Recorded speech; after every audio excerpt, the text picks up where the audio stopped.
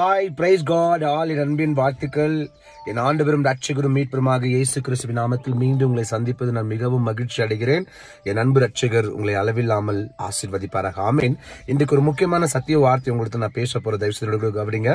சங்கீதம் 16:1 வனமாக சொல்லுது, தேவனே என்னை காப்பாற்றும், நான் உம்மை நம்பியிருக்கிறேன். எத்தனை பேருக்கு புரிஞ்சிச்சு? தேவனே என்னை காப்பாற்றும், நான் உம்மை நம்பியிருக்கிறேன். தேவனே என்னை காப்பாற்றும், நான் உம்மை நம்பியிருக்கிறேன். இதுல என்ன புரியுது உங்களுக்கு? நான் ஒரு விஷயம் சொல்லட்டுங்களா? இப்ப உங்களுக்கு நீங்க ஆண்டவரிடத்துல போயிட்டு கத்துறது, கதறது, ஃபோர்ஸபிளா கண்ணீரோடு கேட்கறது எல்லாத்தையும் விட நீங்க உரிமையாய் அவரிடத்தை கேட்பது தேவனுக்கு ரொம்ப பிடிக்கும். எத்தனை பேருக்கு புரியுது? ஹல்லேலூயா. நீங்க உரிமையாய் கேட்பது தேவனுக்கு ரொம்ப பிடிக்கும். இந்த சங்கீதக்காரர் பாருங்க, ரொம்ப அழகா சொல்றாரு, தேவன் என்னை காப்பாற்றும், நான் உண்மையே நம்பியிருக்கிறேன். அப்படின்னு அர்த்தம், அப்பா நீங்க தான் எங்க அப்பா, நீங்க தான் காப்பாற்றணும்.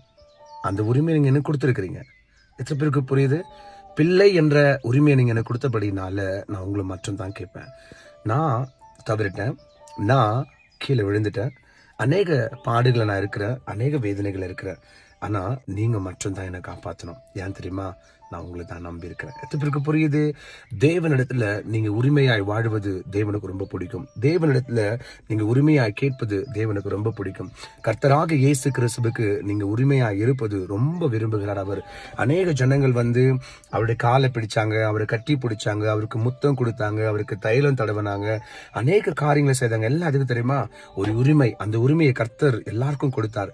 அவரை தொட, அவரை கட்டி பிடிக்க, அவரிடத்துல உட்கார்ந்து பேச, எல்லாம் அவர் கூட நடக்க எல்லாத்து உரிமையும் கர்த்தர் கொடுத்தார். இன்னைக்கு உங்களுக்கு நான் சொல்லிட்டான், நீங்க கத்தி கத்தி அழுதெல்லாம் கேட்கறத விட இன்னைக்கு கொஞ்சம் உரிமையா கேட்டு பாருங்களேன், அப்பா செய்வார்.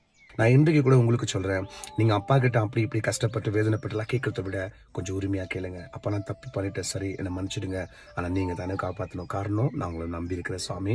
உங்களை விட்டா எனக்கு வேற வழி கிடையாது, உங்களை விட்டா வேற எனக்கு இடம் கிடையாது. நான் மறைகிற இடம் நீங்க தான், நான் ஓடி ஒளிகிற இடம் நீங்க தான். நான் எல்லா விதத்திலையும் கதறி எல்லாத்தையும் உங்களிடத்துல தான் மட்டும்தான் வைக்கிறேன் சாமி. என்ன காப்பாத்துங்க, நான் உன்னை நம்பியிருக்கிறேன். எத்தனை பேருக்கு புரிஞ்சிச்சு? தேவன் உங்களிடத்துல விரும்புகிறது என்னன்னு சொன்னா, நீங்க உரிமையோடு அவரிடத்துல கேட்பதை மட்டுமே கர்த்தர் விரும்புகிறார். அப்பா ஒரு பிள்ளை ஒரு அப்பா கிட்ட உரிமையா கேட்கும் இல்லையா? அதை விட ரொம்ப பெரியவர். நீங்க கேளுங்க, அப்பா என்ன தாயின் கருவில போட்டது நீங்க, என்னை வளர்த்தது நீங்க, என்னை நடத்தது நீங்க, இது வரைக்கும் கொண்டு வந்தது நீங்க. இன்னைக்கு இருக்கிற பாடுகள் அந்த நீங்க தான் என்ன விடுவிக்கணும், நீங்க தான் என்ன காப்பாத்தின சாமி அப்படின்னு சொல்லி விரும்பி உரிமையா கேளுங்க, ஆண்டவரிடத்துல கேளுங்க. இன்னிலிருந்து உரிமையா கேட்க ஆரம்பிங்களேன், அப்பா கொடுப்பாரு. எத்தனை பேருக்கு புரிஞ்சிச்சு? உரிமையா கேளுங்க, ஏசு சுவாமி உங்களுக்கு கொடுப்பாரு. உரிமையா என்னன்னா கேளுங்க, அப்பா உங்களுக்கு செய்வாரு. ஏன்னா வானம் அவரது, பூமி அவரது, சகலமும் அவரது, எல்லாமே அவரது மட்டுமே. நீ என்ன மாரி ப்ராப்ளம் இருந்தாலும் சரி, இனிமேல நீ கத்தியா கதறி அப்படி இப்படி எல்லாம் யோசிச்சு கேட்கறத விட உரிமையா கேளு. இந்த மெசேஜ் நான் முடிக்கும் போது நீ முழங்கால் பண்ணிட்டு கேளு, எஸ் லார்ட் என்னை காப்பாத்துங்க, நான் உண்மையை நம்பியிருக்கிறேன் சுவாமி. ஏசப்பா உன்னை தவிர எனக்கு வேற யாரும் கிடையாது, எஸ் லார்ட் அப்படின்னு சொல்லி அவர்கிட்ட கேளுங்க. உரிமையாய் கேட்கிறவர்கள் நிச்சயமாக பலன் அடைவார்கள். ஆமென். தேவன் விரும்புகிறது என்ன தெரியுமா?